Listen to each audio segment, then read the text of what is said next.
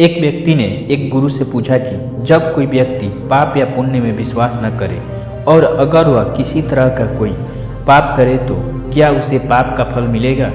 गुरु ने कहा कि मध्यम में स्थित व्यक्ति को ना पाप का फल मिलता है और ना ही पुण्य का। इस तरह से वह व्यक्ति पाप और पुण्य दोनों से अछूता रह जाता है, जिससे वह कर्म के बंधन से मुक्त रहता है और निर्वाण को प्राप्त हो जाता है। गुरु की सभा में एक ऐसा व्यक्ति भी था जो लुटेरा था, हत्यारा था। वह अपने किए गए बुरे कर्मों की वजह से डरा हुआ था। उसे लगता था कि उसने जो कर्म किए हैं, लोगों को मारा है, लोगों को लूटा है, इससे उसे नरक में जगह मिलेगी। परंतु गुरु की बात सुनकर वह व्यक्ति खुश हो गया। उसे समझ में आ गया कि कर्म कैसे करना है कि उसे पाप करने पर भी बुरे फल न लगे। सभा समाप्त हुई, सब लोग अपने अपने घर चले गए। वह लुटेरा भी अपने घर चला गया। उसके बाद उसने खूब लूटपाट की और खूब हत्याएं की। वह किसी के साथ भी लूटपाट करता और उसकी हत्या करता। वह उससे कहता कि मैं तुम्हें लूट नहीं रहा हूँ, मेरी कोई ऐसी इच्छा नहीं है, पर मैं यह करता हूँ। ना मैं तुम्हें मारना चाहता हूँ, फिर भी मैं यह करता हूँ। मैंने पाप और पुण्य दोनों पर विश्वास करना बंद कर दिया है, इसलिए मुझे ना पाप लगते हैं और ना ही मुझे पुण्य लगता है। पर एक दिन वह पकड़ा गया। राजा के सैनिकों ने उसे पकड़ लिया और राजा के सैनिकों ने उसे राजा के सामने पेश किया।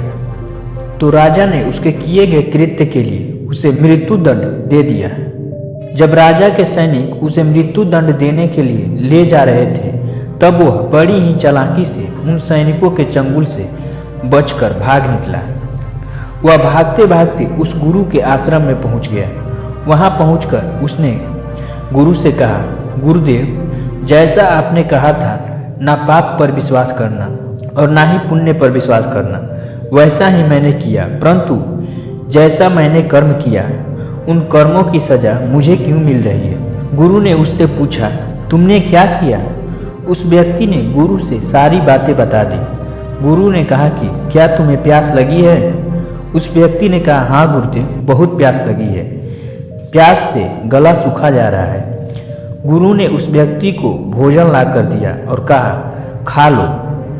व्यक्ति ने कहा, परंतु गुरुदेव, मुझे भूख नहीं लगी है, मुझे तो प्यास लगी है, मुझे भोजन की नहीं पानी की आवश्यकता है। गुरु ने उसे पानी ला कर दिया। उस व्यक्ति ने पानी पीकर अपनी प्यास बुझाई। थोड़ी देर बाद गुरु ने उससे फिर पूछा, क्या तुम्हें भूख लगी है। उस व्यक्ति ने कहा, हाँ गुरुदेव, बहुत भूख लगी है, क्योंकि कल से मैंने कुछ भी नहीं खाया। गुरु ने उसे पानी ला कर दिया और कहा, पी लो इसे और इससे अपनी भूख मिटा लो। व्यक्ति ने कहा, पानी तो मैंने पी लिया गुरुदेव, पानी से भूख नहीं मिटती, भूख तो भोजन से ही मिटती है। गुरु ने कहा, ठीक कहा तुमने, यही बात तो मैं तुम्हें समझाना चाहता हूँ कि बुरे कर्म करके अच्छा फल नहीं मिलता और अच्छा कर्म करने पर बुरा फल नहीं मिलता। अच्छा कर्म बुरे की जगह नहीं ले सकता और बुरा कर्म अच्छे की जगह नहीं ले सकता। उस व्यक्ति ने कहा, परंतु गुरुदेव, आपने तो कहा था जो व्यक्ति मध्य में रहकर कर्म करता है वह कर्म फल से मुक्त रहता है। कर्म पर विश्वास न करके हम कर्म फल से मुक्त रह सकते हैं। गुरु ने कहा, कर्म फल से तो मुक्ति किसी की भी नहीं है और हमारा हर कर्म विश्वास पर ही तो आधारित है। यह पूरी दुनिया विश्वास पर ही चल रही है। हर किसी का अलग अलग विश्वास है। उन विश्वासों के कारण ही हर व्यक्ति अपने कर्म करते रहते हैं। एक पति अपनी पत्नी पर और एक पत्नी अपने पति पर शक करती है, तो यह शक भी अपने उस विश्वास के कारण ही है। अगर हम अच्छे कर्म करते हैं तो हमें पूरा विश्वास होता है कि हमें अच्छा फल ही मिलेगा। अगर तुम बुरे कर्म करते हो तो तुम्हें विश्वास होगा कि तुम्हें बुरा फल ही मिलेगा। दुनिया में जितने भी धर्म हैं, सब विश्वास पर ही तो आधारित हैं। हम अगर किसी का बुरा करते हैं तो हमारा विश्वास होता है कि उसका कुछ बुरा करने से हमें कुछ हासिल होगा, हमें कुछ मिलेगा। हमारा विश्वास ही हमारी पूरी जिंदगी को नियंत्रित कर लेता है। उसका रूप रंग पूरी तरह से बदल देता है। उस व्यक्ति ने कहा, गुरुदेव आप बातों को न घुमाएं। आपने कहा था कि अगर व्यक्ति मध्य में हो तो वह कर्म फल से मुक्त रहता है। गुरु ने एक लकड़ी उठाकर उसे दे दी और कहा कि इसे अपनी उंगली पर नियंत्रित करो। उसका एक सिरा पाप है और दूसरा सिरा पुण्य। इसे अपनी उंगली के मध्य स्थित करो। इसका कोई भी सिरा पाप या पुण्य की तरफ गिरना नहीं चाहिए। उस व्यक्ति ने उस लकड़ी को अपनी उंगली के मध्य में स्थित करने की बहुत कोशिश की, लेकिन हमेशा ही उसका एक सिरा कभी पाप की ओर तो कभी पुण्य की ओर गिरता रहता। बहुत देर कोशिश करने के बाद भी वह व्यक्ति उस लकड़ी को स्थिर नहीं कर पाया। गुरु ने कहा, अपना सारा ध्यान इस लकड़ी पर लगाओ, अपनी उंगली पर लगाओ, कुछ और मत सोचो। बहुत ध्यान और बहुत देर तक कोशिश करने के बाद वह व्यक्ति उस लकड़ी को अपनी उंगली पर स्थित कर लेता है। गुरु ने कहा, ऐसे ही एक व्यक्ति अपने मध्य में स्थिर रहता है। इसके लिए व्यक्ति को अपने आप के ऊपर बहुत ध्यान देना पड़ता है, अपने आप को एकत्रित करना पड़ता है। इसे करने में बहुत समय लगता है, बहुत साधना करना पड़ता है, अपने ऊपर बहुत ज़्यादा ध्यान देना पड़ता है, अपने आप को पूरी तरह से एकत्रित करना पड़ता है।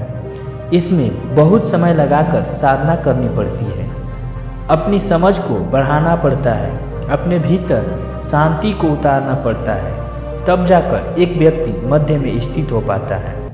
अगर तुम ऐसे ही विश्वास कर लोगे कि मैं मध्य में हूँ तो ऐसे ही तुम गिरोगे जैसे यह लकड़ी पहले गिर रही थी। व्यक्ति ने कहा कि मध्य में स्थित व्यक्ति को पाप या पुण्य का फल नहीं मिलता। गुरु ने कहा कि कर्म का फल तो सबको मिलता है, मध्य में स्थित व्यक्ति को भी मिलता है, पर जो व्यक्ति मध्य में स्थित हो गया वह शांति को प्राप्त हो गया। उसका लालच चला गया, उसका स्वार्थ चला गया। वह जो भी करता है परामर्श से ही करता है, भलाई के लिए ही करता है। उसकी भलाई लालच से प्रेरित नहीं होती, स्वयं के भीतर से उत्पन्न होती है, जिस कारण से वह उसके फल से अछूता रहता है। परंतु फल अवश्य मिलता है। दुख और सुख उसके पास भी आते हैं। दुख और सुख आने पर तुम विचलित हो जाते हो, चिल्लाने लगते हो, रोने लगते हो, बिलखने लगते हो। परंतु मध्य में स्थित व्यक्ति को सुख और दुख मध्य में स्थित व्यक्ति सुख और दुख से विचलित नहीं होता, परंतु सहता सब है। भूख उसे भी लगती है, प्यास से उसका भी गला सूखता है, धन उसे भी चाहिए, चोट लगने पर दर्द उसे भी होगा। तुम यह बताओ कि यहाँ तुम राजा की नज़रों में क्या हो? उस व्यक्ति ने कहा, अपराधी। जनता की नज़रों में क्या हो? अपराधी। परिवार की नज़रों में क्या हो? अपराधी। पर तुम मेरी नज़रों में अपराधी नहीं हो, क्योंकि मैं एक मध्य में स्थित व्यक्ति हूँ। मेरे नज़रों में तुम ऐसे व्यक्ति हो जो अपनी लालच, अपने स्वार्थ और कामना की मोह में फंस चुके हो, जो अपना रास्ता भूल चुका है, जो बस किसी तरह से अपने आप को अपने द्वारा किए गए कर्म से छुटकारा पाना चाहता है।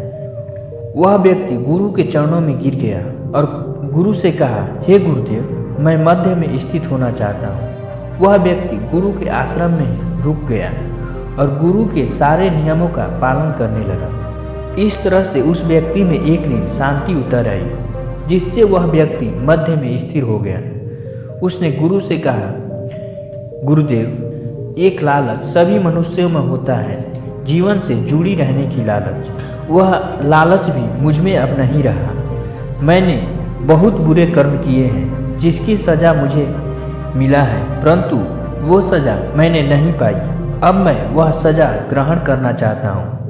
अतः मैं अब उस राजा के पास जाता हूँ। गुरु से आज्ञा लेकर वह व्यक्ति राजा के दरबार में उपस्थित हुआ। राजा ने उसका बहुत ही अच्छे से स्वागत किया और कहा, आप कौन हैं महात्मा?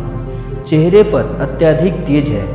व्यक्ति ने कहा, महाराज, मैं आपका अपराधी हूँ। अब से 4 वर्ष पूर्व आपसे सजा पाई थी।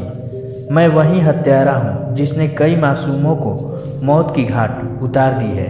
मैं अपनी सजा पूरी करने के लिए आपके पास आया हूँ। राजा यह सब देखकर सोच विचार में पड़ गए और उन्होंने कहा कि तुम वह व्यक्ति नहीं हो जो 4 वर्ष पूर्व लोगों की हत्याएं किया करता था। अब तुम पूरी तरह से बदल चुके हो। तुम्हारे दिए हुए सजा से मैं तुम्हें मुक्त करता हूँ। वह व्यक्ति सजा से मुक्ति पाकर वहाँ से चला गया।